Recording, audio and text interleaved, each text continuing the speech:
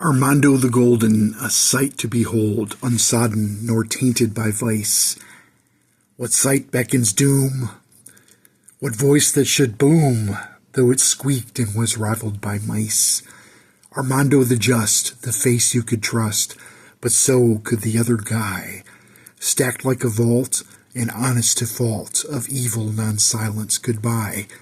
Iconoclastic and somewhat bombastic, what truth would he serve in the end? For gathers and gains would be all in vain, should terror rule over the land. For who could foresee where blind honesty would lead, a trick for the devious to play?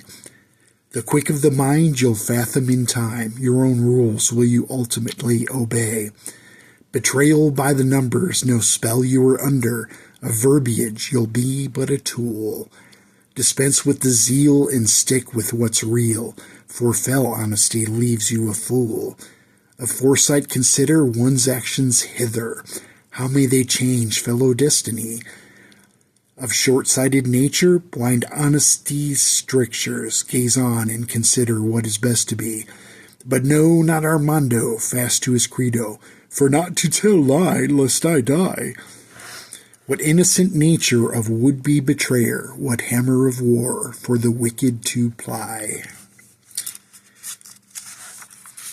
Of divine glamour, the two-ended hammer, the intent of the hand that would wield it, for thus does explain the divine signatures ingrained, as smote into works of great evil.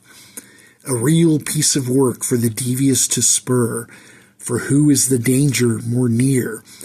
To himself thought old Fred, as the light came to end, I think I'll have but one more beer.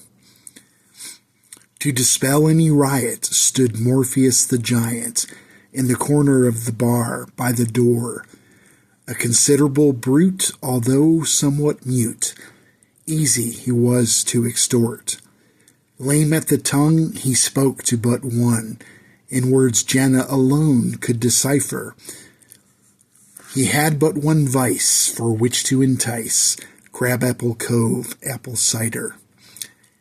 For which to harrow, it came in a barrel, to which no, he never could say, or ibble figgle sibble gibble noggle floggle ooglag, which likened and meant much the same.